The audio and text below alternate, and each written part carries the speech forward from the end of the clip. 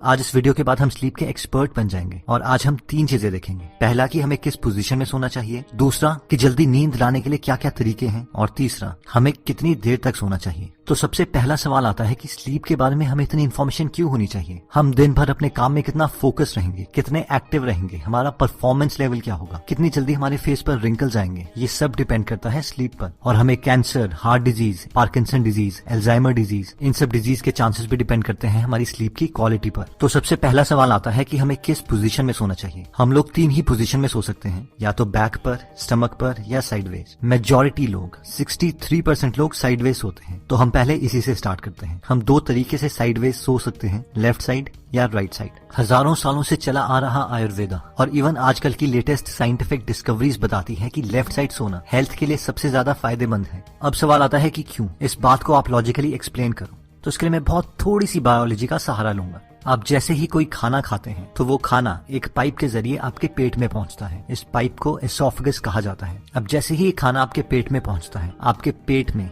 Gastric fluids release होते हैं, यानी एक एसिड रिलीज होती है जिसे उस खाने को डाइजेस्ट किया जाता है और नेक्स्ट सेक्शंस में पहुंचाया जाता है। अब ये एसिड वापस उस पाइप में एसोफेगस में ना आ जाए, इसके लिए एसोफेगस के एंड में एक वॉल्व लगा है जिसका काम है कि जैसे ही खाना पेट में पहुंचता है वो ऑटोमेटिकली बंद हो जाएगा। अब एज के कारण या और रीजन से ये वॉल्व ढीला पड़ जाता है, जिसकी वजह से पेट की एसिड्स एसोफेगस तक पहुंचने लगती है। अब क्योंकि हमारी बॉडी के अंदर हमारी स्टमक एक बीन की शेप में लेफ्ट हैंड साइड में है, इसलिए जब भी आप लेफ्ट हैंड साइड में सोते हो तो ग्रेविटी के जरिए हमारी सारी पेट की एसिड और खाना बॉटम में रहता है, जिसकी वजह से खाने को डाइजेस्ट करना बहुत आसान हो जाता है और आपके पेट की एसिड एसोफेगस तक नहीं पहुंचती। लेकिन अगर अब आप इमेजिन करो कि आप राइट हैंड साइड में सोए हो तो आपने इस प्रोसेस को कम्प्लीटली ऑपोजिट कर दिया है और इसकी वजह से अब आपके पेट की एसिड आपके एसोफेगस तक पहुंचेगी, जिसकी वजह से आपकी छाती जलने लगेगी और टेक्निकल टर्म्स में इसे हार्ट बर्न और रिफ्लक्स भी कहा जाता है, जिससे हाइटल हर्निया और गर्ड की बीमारी हो सकती है।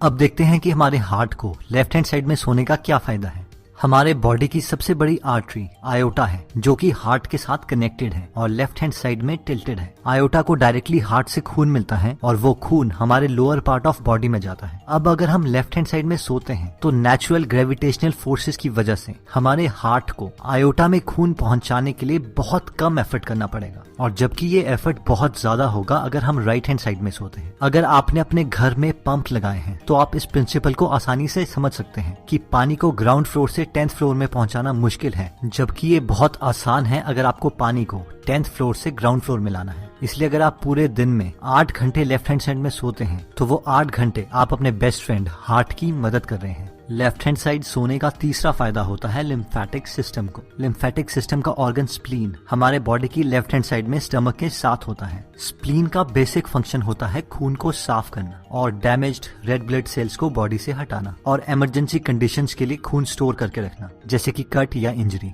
अब क्योंकि स्प्लीन को खून साफ करना है और लिम्फेटिक सिस्टम में कोई हार्ट की तरह पंप नहीं है, इसलिए खून मसल की कॉन्ट्रैक्शन से धीरे धीरे स्प्लीन तक पहुंचता है। और अगर आप लेफ्ट साइड सोते हैं और क्योंकि स्प्लीन भी लेफ्ट साइड है तो नेचुरल ड्रेनेज की वजह से खून स्प्लीन तक पहुंच सकता है और आप अपने स्प्लीन की भी मदद कर सकते हैं। हमें बीमारियां तब लगती है जब हमारी बॉडी वेस्ट प्रोडक्ट्स को हमारे खून से हमारी बॉडी से नहीं निकाल पाती, और लिम्फेटिक सिस्टम का यही काम है कि वो हमारे ब्लड से वेस्ट प्रोडक्ट्स को बाहर निकाले। इसीलिए आयुर्वेदा में सबसे पहले लिम्फेटिक सिस्टम को ही ट्रीट किया जाता है। इसीलिए अगर हम लेफ्ट साइड में सोते हैं तो हम हर रोज अपने हार्ट की, अपने लिम्फेटिक सिस्टम की और अपने डाइजेस्टिव सिस्टम की हेल्प कर सकते हैं, और अगर हम राइट साइड में सोते हैं तो हमारे बॉडी के ऑर्गन्स को ये हेल्प नहीं मिल पाती। नेक्स्ट स्लीपिंग पोजीशन आती है जब हम अपनी बैक पे सोते हैं। इस पोजीशन में सोने से हमारे बॉडी के ऑर्गन्स को ना कोई एक्स्ट्रा काम करना पड़ता है, ना ही उसे कोई एक्स्ट्रा एडवांटेज मिलती है, लेकिन हमारी स्पाइन नेचुरल अलाइनमेंट में रहती है, जिसकी वजह से हमें कोई भी बैक पेन, नेक पेन या फिर शोल्डर पेन नहीं होती।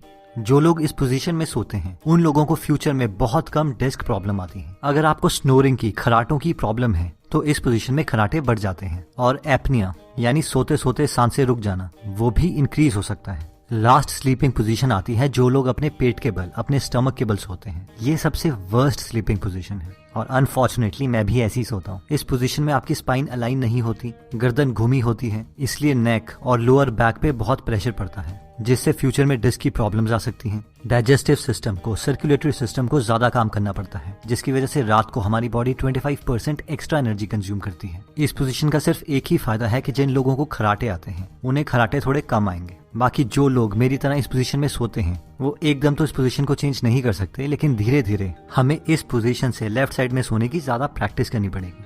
स्लीप पोजीशन से भी इंपॉर्टेंट चीज आती है कि हम कितनी गहरी नींद ले सकते हैं, जिससे ये डिसाइड होता है कि क्या हम अपनी लाइफ बिना बीमारियों के जी पाएंगे या नहीं। तो अब हम देखते हैं वो छोटे चेंजेस जो हम अपने लाइफ में अप्लाई कर सकते हैं, जिससे हम बहुत गहरी नींद ले सकते हैं। सिर्फ 2 हार्मोन्स को समझकर हम अपनी नींद को काफी अच्छे लेवल तक समझ सकते हैं। ये 2 हार्मोन्स हैं मेलेटोनिन और कॉर्टिसोल। मेलेटोनिन को स्लीप हार्मोन भी कहा जाता है, क्योंकि जिस वक्त हमारे बॉडी के अंदर ज्यादा मेलेटोनिन होगा उस वक्त हमें बहुत गहरी नींद आ सकती है। और दूसरा हार्मोन है कॉर्टिसोल, जिसे स्ट्रेस हार्मोन भी कहा जाता है। जिस वक्त हमारे बॉडी के अंदर ज्यादा कॉर्टिसोल होगा उस वक्त हम ज्यादा अटेंटिव स्टेट में होंगे, और अगर कॉर्टिसोल बहुत ज्यादा आ जाता है तो हमें बहुत ज्यादा स्ट्रेस हो जाएगा। अब जैसे ही सुबह सूरज उगता है उस वक्त हमारे बॉडी के अंदर कॉर्टिसोल का लेवल ज्यादा होता है और मेलेटोनिन बहुत कम, जिससे हम ज्यादा अटेंटिव होते हैं। सूरज की साइकिल के साथ साथ हमारी बॉडी में कॉर्टिसोल का लेवल धीरे धीरे कम होता रहता है और मेलेटोनिन का लेवल बढ़ता रहता है। जिस वक्त सूरज डूबता है उस वक्त हमारे मेलेटोनिन का लेवल ज्यादा और कॉर्टिसोल का सबसे कम होता है। इसे हम साइंटिफिक टर्म्स में सर्केडियन रिदम भी कहते हैं। इन शॉर्ट, अगर हमें अच्छी नींद चाहिए तो रात को हमारे अंदर मेलेटोनिन ज्यादा होना चाहिए और कॉर्टिसोल कम। जिन लोगों की बॉडी रात को मेलेटोनिन प्रोड्यूस नहीं कर पाती उन्हें डॉक्टर्स मेलेटोनिन की मेडिसिन देते हैं। हमारा गोल हमारी बॉडी में मेलेटोनिन नेचुरल तरीकों से लाने का है, ना कि दवाइयां खाकर, जिसके ऑब्वियसली बहुत सारे साइड इफेक्ट्स भी हैं। अगर हमें अपनी बॉडी में मेलेटोनिन नेचुरल तरीके से पैदा करना है तो हमें अपने बॉडी को 2 कंडीशंस प्रोवाइड करनी पड़ेगी। पहला है डार्कनेस, यानी कमरे में पूरे तरीके से अंधेरा, और दूसरा है consistent sleep and wake cycle, यानी हर रोज ऑलमोस्ट सेम टाइम पर सोना और सेम टाइम पर उठना। कमरे में अंधेरा होना हमारी गहरी नींद के लिए इतना ज्यादा इंपॉर्टेंट है कि कॉर्नेल यूनिवर्सिटी के रिसर्चर्स ने एक एक्सपेरिमेंट किया, जिसमें उन्होंने एक आदमी को एक पूरे अंधेरे रूम में सुलाया, उसके साथ सेंसर्स अटैच किए और फाइबर ऑप्टिक केबल से एक 50 पैसे के सिक्के के बराबर थोड़ी सी लाइट उसके घुटने के पीछे कंसिस्टेंटली फ्लैश करी, और सिर्फ इतनी सी लाइट से उसकी पूरी स्लीप साइकिल डिस्टर्ब हो गई। और जो लोग रात को पूरे अंधेरे में सोने से डरते हैं वो रेड लाइट का नाइट बल्ब यूज कर सकते हैं। नेक्स्ट आता है ब्लू लाइट। हार्वर्ड के रिसर्चर्स ये कंफर्म कर चुके हैं कि ब्लू लाइट हमारा कॉर्टिसोल लेवल इंक्रीज करती है और मेलेटोनिन सप्रेस करती है, यानी डिक्रीज करती है। और अनफॉर्चुनेटली हमारे सारे गैजेट्स, हमारा सेल फोन, हमारे लैपटॉप, हमारा टेलीविजन, ये सारे ब्लू लाइट एमिट करते हैं। और रात के वक्त हर 1 घंटा जो हम इन डिवाइसेस के साथ गुजारते हैं उससे हमारी 30 मिनट की डीप स्लीप कम हो जाती है और फिर बीमारियां लगने लगती हैं। अब ऑब्वियसली हम इन फोन से इतना एडिक्टेड हो चुके हैं कि हम इन्हें नहीं छोड़ सकते, इसीलिए मैक्सिमम फोन्स में ब्लू लाइट फिल्टर का एक फीचर प्रोवाइड किया होता है, जिससे हमारी स्क्रीन पेल येलो कलर की हो जाती है। इस फीचर को यूज करके हम अपने स्लीप की क्वालिटी को इम्प्रूव कर सकते हैं। जिन लोगों के सेल फोन में ये फीचर नहीं है वो एंड्रॉइड में ट्वाइलाइट ऐप को डाउनलोड कर सकते हैं, जो सूरज के साथ साथ आपके मोबाइल का कलर भी चेंज करती रहेगी। और लैपटॉप के लिए f.lux एप्लीकेशन को डाउनलोड कर सकते हैं जो सेम फीचर प्रोवाइड करती है। नेक्स्ट पॉइंट कहता है कि maintain the body temperature. School में तो हमें सिखाया जाता है कि normal body temperature 98.6 degree Fahrenheit होता है, बट रियलिटी में ये पूरे दिन भर चेंज होता रहता है। अब हमारी बॉडी की नेचुरल टेंडेंसी है कि रात के वक्त हमारे बॉडी का टेम्परेचर कम हो जाता है ताकि हमें गहरी नींद आए। अगर हमारे एनवायरनमेंट का टेम्परेचर बहुत ज्यादा है तो हमारे बॉडी को बहुत ज्यादा काम करना पड़ेगा ताकि वो अपने इंटरनल टेम्परेचर को रेगुलेट कर सके। लकीली आजकल हम ऐसे एनवायरनमेंट में रहते हैं जहां पर हम अपने रूम टेम्परेचर्स को कंट्रोल कर सकते हैं। रिसर्चर्स बताते हैं कि हमारे रूम का टेम्परेचर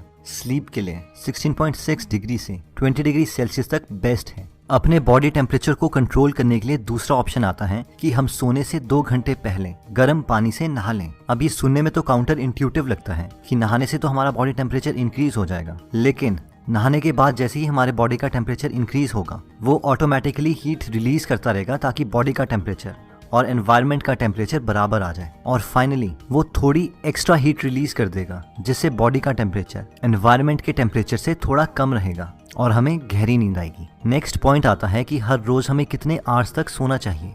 तो नेशनल स्लीप फाउंडेशन के 18 एक्सपर्ट्स ने मिलकर एल्सवेयर के स्लीप हेल्थ जर्नल में हमें ये रिकमेंडेशंस दी हैं।